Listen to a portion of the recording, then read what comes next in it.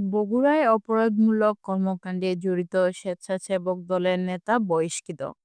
বগুড়া জেলায় স্বেচ্ছাসেবক দলের যোগ্য সাধারণ সম্পাদক জিতু ইসলাম ৫০ হত্যাসহ নানা অপরাধে জড়িত থাকার অভিযোগে বহিষ্কৃত হয়েছেন। তার বিরুদ্ধে হত্যা, চাঁদাবাজি, মাদক, অস্ত্রবাজি সহ অন্তত ৭টি মামলা রয়েছে। ২০০৩ সালে এক হত্যায় মামলায় ১৪ বছরের সাজাও পেয়েছেন তিনি। সম্প্রতি একটি স্কুল পড়ুয়া মেয়েকে বিয়ে করতে রাজি না হওয়ায় মেয়ের বাবা রিকশাচালক শাকিল মিয়াকে তুলে নিয়ে পিটিয়ে হত্যা করার অভিযোগে জিতু ইসলাম আবার আলোচনায় আসেন। এই ঘটনায় তার বিরুদ্ধে হত্যা মামলা হয়েছে এবং তিনি পুলিশের রিমান্ডে আছেন।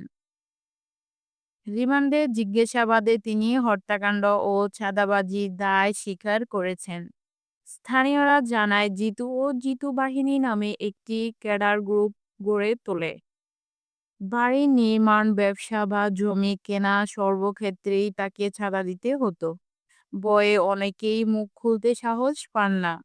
জিতুর বিরুদ্ধে কঠোর ব্যবস্থা নেওয়ার দাবি জানিয়েছেন সুশাসনের জন্য নাগরিক সুজন। তারা বলেন, কেবল বহিষ্কার নয়, তাকে আশ্রয় দেওয়ার নেতাকে বিরুদ্ধে ও দলীয়ভাবে জবাবদিহি নিশ্চিত করতে হবে।